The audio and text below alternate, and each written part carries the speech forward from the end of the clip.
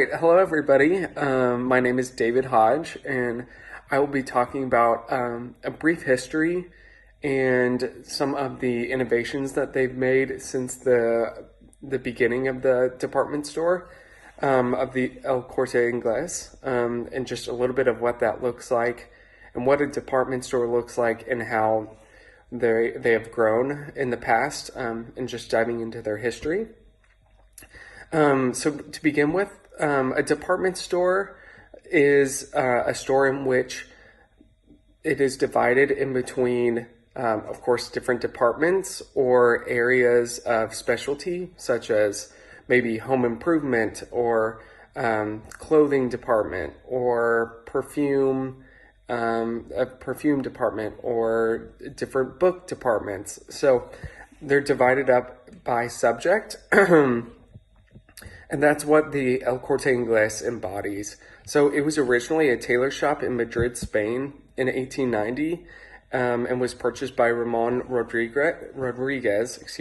The first shop was a two-story building in the center of Madrid, Spain.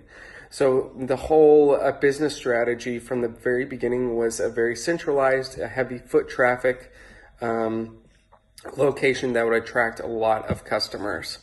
And the first shop was, of course, a two-story building, which allowed them to have a lot more space.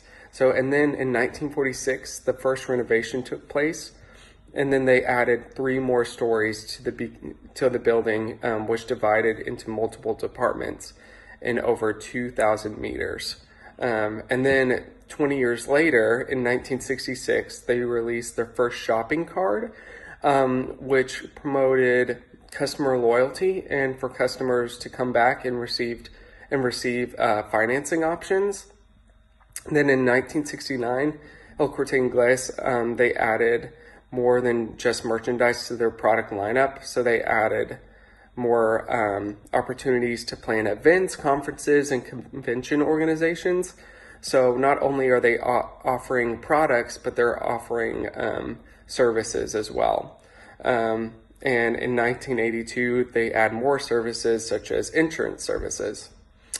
And then in 1985, they sponsored the Spanish national football team, which led to the common slogan, champion suits. I don't know if you've heard anything about that, but that was because of the sponsorship of El Corte Ingles. And then after that, they created their own customized computer parts and products company. So they dove into that industry as well, not just generic goods and services. And then after that, they added individual supermarkets, they added fashion markets, do-it-yourself decor stores, health and beauty, and then a store called Hypercore. So they didn't develop that, they obtained it, and that was a department store competitor at the time. So as they purchased Hypercore out, they eliminated some of their competition and allowed the benefits of that store to help El Corte Ingles in general. And then in 2015, there was a huge spike in internet demand for customers to be able to use the internet to purchase their goods. So they developed a click and express, and that allowed customers to purchase and receive a product at their door within 2 hours. And of course, those were in the very populated areas. They wouldn't be able to do it in smaller cities, but for example, like Madrid, Barcelona, or Sevilla, they could do that. Some quotes that I've seen on their website that kind of embody some of their history say that El Corte Ingles has functioned from a place of, quote, is based on innovation, constant adaptation to the new trends and needs of society, range of choice, specialization, quality, personalized attention, differentiation, service, and good value for money to achieve maximum customer satisfaction. So that's just saying that El Corte Ingles wants to cater to every single need. And with that comes specialization, and they have the right to choose what kind of products they are buying, but they need the option to choose to begin with at their store, and they value differentiation, which allows competition for their store, which ultimately helps their customers find the best products, and for El Corte Ingles to succeed. So that's a little bit of the history of some of the just the goals of the company and where they've been at, and how they're growing in different ways by acquiring other companies or adding different specialties. That's a little bit of the history of some of the just the goals of the company and where they've been at, and how they're growing in different ways by acquiring other companies or adding different specialties. But continually in their history, they have been trying to promote the fact that they are very socially responsible, or CSR. They have a lot of CSR, which involves reducing their water, energy, and material waste and usage. So, for example, El Corte Ingles has been successful in reducing 11% of its water consumption per square meter in 2012, and they've reduced 17 of their emissions compared to 2012. So yeah, that's just another area that El Corte Ingles has been diving into to promote the social responsibility of the company, and to ultimately make customers feel better about shopping where they do at El Corte Ingles. Okay, thank you guys so much for watching. Bye. My name is Jaron, and I will be talking about expansion, what it is, different strategies to do it, and also how El Corte Ingles has expanded in the past. I'm here in the El Corte Ingles parking lot in Nervion, and so let's get started. Expansion is growth achieved by increasing the number of stores where people can buy your product or service. Some of the different ways to do that are by franchising, acquisition, licensing, going public, and simply adding to the number of fronts available if your company is doing well, taking that risk and purchasing the extra front, hiring that staff, going through all the bureaucracy, and then opening up another store. So franchising is when a person comes to a company, pays a lot of money to open the business, and they keep that company's name. So they're the owner, but they use the company's name, and they pay a lot of money for it. It's why McDonald's has so many fronts in different countries, because people have came to McDonald's, said, hey, I'd like to use the assets of that come with your name. I'd like to use your products in a way and sell them. It's just I have some freedoms to do what I want, because it's technically in my business, but also technically part of McDonald's. That's franchising. Licensing is almost the same thing, except people come and say, I just want to use a product. So someone makes a great design, someone comes to that company and says, I want to use this product because it's great and it's innovative and I think it can help my business. Secondly is acquisition. Acquisition is a really big one. It's when someone buys a pre-existing company. So let's say there's a company out there, it files for bankruptcy, and then that company says, hey, how about I buy you out, I'll buy all your assets and I'll pay all your debts, and then your company no longer exists, it's now my company. That's what acquisition is. And then going public doesn't really seem like an expansion tool, but it is, because it increases the money flow going into the company, which then allows them to go by means of expansion. So the way El Corte Ingles has expanded in the past, I found that the way they most commonly have achieved this is through acquisition and also through just doing really well and opening new fronts. So David talked a little bit about the history of El Corte Ingles, so I won't go too far in depth, but their expansion started in about 1962 when they opened up new stores in Sevilla, Barcelona, Bilbao, and also a couple other stores in Madrid. Then in 1969, they started another business, which was Viajes Corte Ingles, the travel agency. Then in 1976, they opened their optical line where they sell glasses, all that good stuff, and that's called Optica 2000.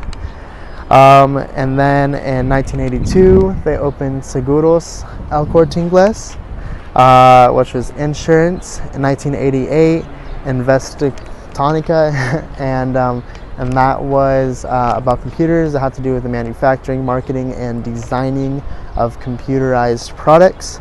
Then in 2000, they opened Supercore. 2002, Sfera. 2006, they opened Brickcore, which was hardware. And then most recently, in 2017, they finished a deal with Hypercore, and they were able to do that. So that has been El Corte Ingles. That's been their expansion strategies in the past. And Oakley is going to talk about their future strategies. Hope you enjoyed. Hey everyone, it's Oakley. So today I'm going to be telling you all a little bit more about the future expansion plans for El Corte Ingles.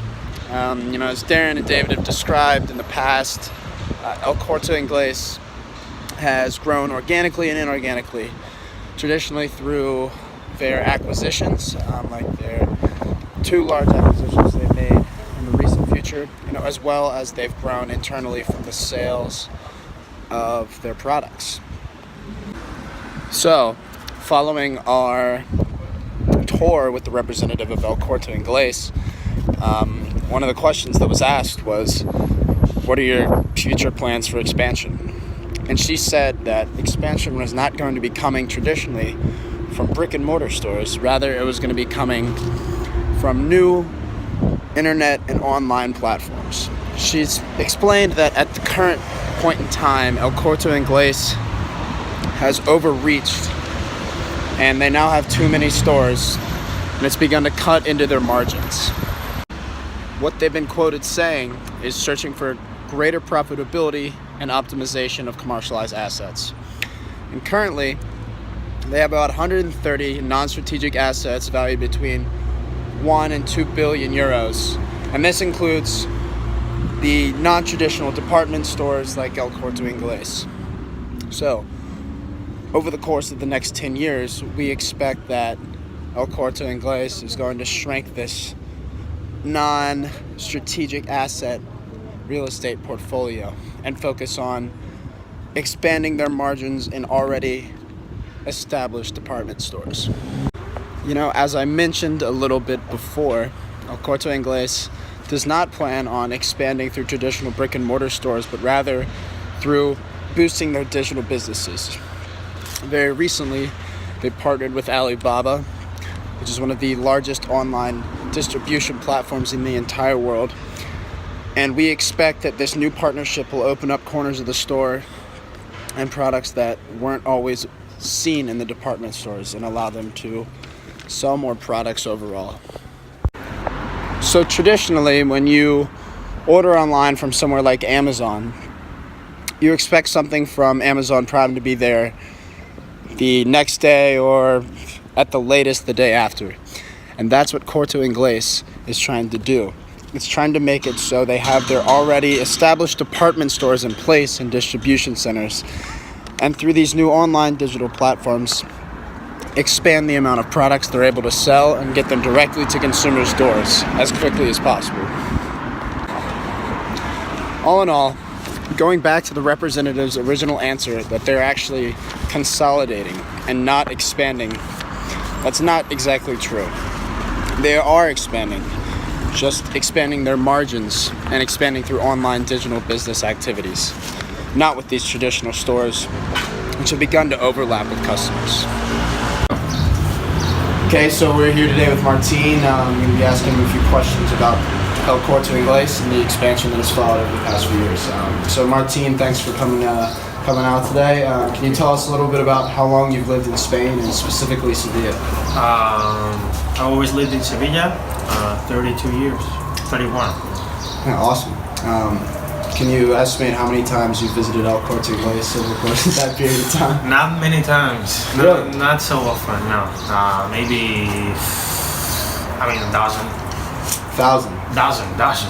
Oh, 10 times more or less. That's a little bit more reasonable, but would you say that over the course of those 10 times you've noticed any specific changes in the stores over the years? In the stores, yes. But in Corte Ingles, not much. Corte Ingles has been basically the same as it's been like for the last, since I remember. Basically. Absolutely. And with the stores, the only thing you should know is that we don't have big malls in Sevilla or in Spain. We don't have stuff like Target or Walmart. Those type of stores we don't have. We have more local, smaller ones. That's where we shop. Yeah, absolutely. And would you say that the majority of Spanish citizens aren't going to shop at these large malls like El Corte Ingles? Yes, I would say so, yes. People prefer local, small stores, especially when it comes to supermarkets. They always shop there. Absolutely. Small ones, yeah. And last question is, would you say there's a difference between the two stores specifically that are in Sevilla? Well, if you're talking about the what's the name, Nervión Plaza and Corte Ingles, the difference is that Corte Ingles has more stuff, more items that you can shop, but it's way more expensive than Nervión Plaza. Nervión Plaza is basically an outlet where they have different stores in it. Corte Ingles is just one big mall with their own products, their own brand. Absolutely. Well, that's all the questions we have for you, but I really appreciate you sitting down with us. Thank you. And,